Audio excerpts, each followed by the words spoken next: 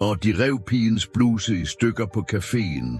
Uden at vide, at hun var Hells Angels-søsteren. Caféen havde altid været et sted for varme. Den typen sted, hvor sollyset strømmede ind gennem blankpudsede vinduer, hvor duften af kaffe og pandekakker føltes som et stille løfte om, at verden fortsat havde godhed i sig.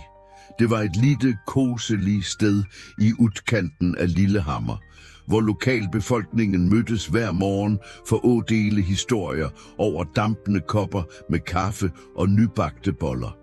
Væggene var dekoreret med gamle fotografier af byen, og den slidte, men rene linoleumsgulvet bar mærker af tusindvis af skridt gennem årene. Men den morgen blev stilheden i de røde vinylbåsene knust som glas. Øjeblikket, som ændrede alt for Sigrun, begyndte med latter. Grusom, skarp latter, som skar gennem hjertet hendes. 3 mænd stod foran hende, latteren deres ekko gennem den lyse, åbne caféen, skyggene deres spredte se over tallerkenen hendes med kald frokost.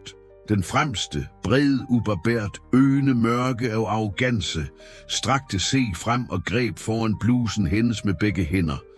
Den pludselige rivingen af stoffet var højere end musikken, som nynnede svagt fra jukeboksen i hjørnet. Sigrun frøs. Pusten hendes satte se fast i halsen, mens hun prøvede at holde de revne bitene sammen, skælvende. Hun var ikke fremmed for frygt, men dette var ydmygelse malt over dagslyset. Den typen, som fik hvert hjerteslag til føles som et blåmærke. Hun havde bare været på vej til jobben, stoppet indenom for en rask frokost før et langt skift på biblioteket. Hun havde aldrig troet, at en vanlig morgen kunne blive til et mareridt. Hvis du tror på godhed, på nye chancer og på at stå op for det, som er rigtigt, selv når ingen andre gør det, venligst tag dig tid til at like, kommentere, dele og abonnere på Snille Historier. Hvilken norsk by ser du denne historien fra? Skriv det i kommentarfeltet og abonner på kanalen fordi nogle gange kan den mindste handlingen af mod forandre alt. Mobberne lå højere, da de så tårne, som vældede op i øjnene hendes. En af dem, iført en svart skinjakke med metalnavler, lænte sig frem, gliset hans bredt og grusomt. Se på hende, sagde han med en stemme fuld af foragt. Tror hun er for fin for os. En anden slog i bordet og sendte tekoppen hendes rullende over kanten og sikkede gyldengul væske over det polerte gulvet. Den tredje manden, tyndere end de andre 2, men med samme ondskabsfulde glans i øjnene, ristede på hovedet og lå. Luften var tyk af spot og den sure lugten af sølv te. Ingen på caféen vågede at røre se. Nogen forkunder sig bort, skylden deres tung, men frygten tyngre. En ældre mand ved vinduet greb hardere om avisen sin, knokkende hvide. En ung kvinde med et lille barn holdt barnet tættere ind til se og så ned i bordet. Servitøren bag disken, en kvinde i 50'erne ved navn Astrid, holdt pusten og greb hardt om kaffekanden hun holdt. Alle vidste, at de burde gøre sige noget, men frygten lammede dem. Sigrun satte der litten og stille og klyngede se til den revne skjorten med skælvende hænder og bad om, at dette øjeblikket skulle tage slut. Tårerne strømmede nu frit ned over kindene hendes, og hun ønskede ingenting mere end at forsvinde og blive usynlig. Hun var ikke bare en tilfældig jente på en café. Hun var nogens søster. Hun var søsteren til nogen, som engang havde været frygtet, respekteret og stille misforstået. Men få vidste det. Sigrun havde altid holdt den delen af livet sit privat, skilt fra den stille, enkle tilværelsen, hun havde bygget for sig selv i Lillehammer. Broren hendes, Tormod, havde altid fortalt hende at være stærk og aldrig lade verden knuse hende. Men han var ikke her. Han skulle være hundredvis af kilometer under på vejen med klubben sin, Hells Angels, på vej til et møde i Trondheim. Hun havde aldrig troet, at navnet hans en dag ville betyde mere end bare beskyttelse, at det ville være linjen mellem fortvivlelse og forløsning. Mens mobberne hånte, skiftede noget. Lyden af cafédøren, som åbnede se bare en tung tilstedeværelse med se. Den subtile lyden af bjælden, fuldt af langsomme, bevidste skridt. Sigrun så ikke op med en gang, men alle andre gjorde det. Samtaler stoppede. Gafler hang i luften. Sollyset strømmede ind gennem den åbne døråbningen og indrammede 2 skikkelser i skinvester mærket med de umiskendelige vingene til Hells Angels. Den fremste mandens skæg var strød med gråt, øjnene hans rolige og skarpe som en hauk. Og ved siden af ham gik en stor, skaldet mand med et langt mørkt skæg. Begge iført de samme svarte mærkene, den samme afregn af stille kraft. De hastede ikke, de råbte ikke, de bare gik, rolig målrettet, øjnene deres låst på scenen, som udspilte sig foran dem. De 3 mobberne, som stod over en skælvende kvinde med en revet skjorte. Og så, som om tiden stoppede, mødte den ledende biggerens blik hendes. Ansigtet hans mygnede, et glimt af vantro så ild.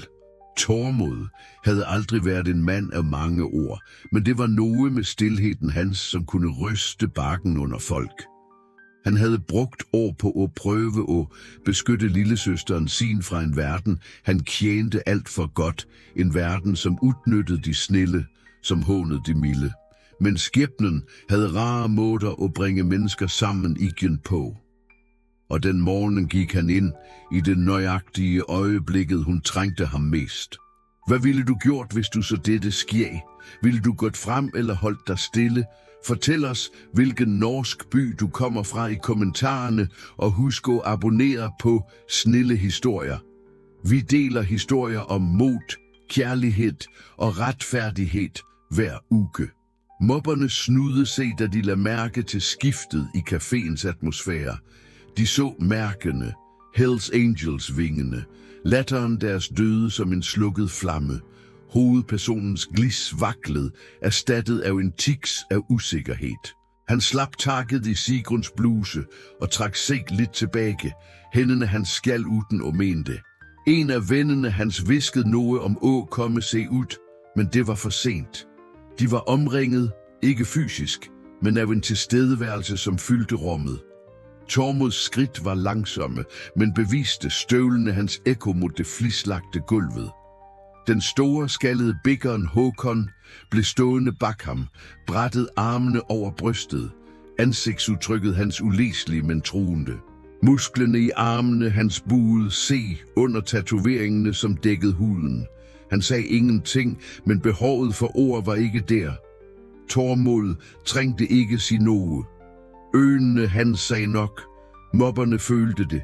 Den typen stilhed, som bar vægten af stormer og konsekvenser, som ikke kunne undgås. De snublede over ord. Undskyldninger væltede ud. Vi mente ikke noget med det, stammede hovedpersonen. Det var bare en spøg, skjønner du. Men sandheden var allerede skrevet i ansigtene deres, i svetten, som begyndte at perle på pandene deres, i måden de ikke kunne møde Tormods blik på. Da Tormod endelig nåede dem, rørte han dem ikke. Han bare stod der, tårnene over dem, selv om han ikke var specielt høj. Det var noget med måden, han bare se på, autoriteten, som strømmede fra ham. Øjnene hans skærende ret gennem skylden deres, gennem alle undskyldningene, ret til kernen og hvem de virkelig var. Den, som havde revet Sigruns bluse, sænkede hovedet. Skammen flummet over ansigtsudtrykket hans som en tidevandsbølge. Hænderne hans ristede noget ukontrolleret. Caféen forblev stille, den typen stilhed, som vokser, når retfærdigheden endelig tager sit pust. Selv lyden af trafikken udenfor virkede dæmpet, som om hele verden holdt pusten og ventede på, hvad som skulle ske næste. Hun er min søster, sagde Tormod endelig, stemmen hans lav og kontrolleret, men med en underliggende intensitet, som fik ordene til at træffe som hammer. Min lille søster. Han lod ordene hænge i luften, og deres betydning sank sagte ind i mobbernes bevidsthed. De blæknede. Den ene begyndte at trække sig bakover, men Håkon blokerede vejen hans uden at sige et ord. Tormod snudede sig mod søsteren sin, og ansigtet hans ændrede sig fuldstændig. Hårdheden forsvandt, erstattet af bekymring og kærlighed. Stemmen hans blev mykkere, da han bad hende rejse sig, komme med ham. Sigrun, sagde han stille, det er over nu. Kom. Hun nølte, fortsat skælvende, øjnene hendes mødte hans. Og i det øjeblikket brød noget ind i hende, ikke af smerte, men af lettelse.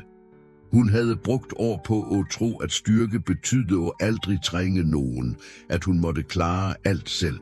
Men nu indså hun, at kærlighed, specielt den typen, som beskytter dig, også var styrke. Kanskje den stærkeste formen for styrke.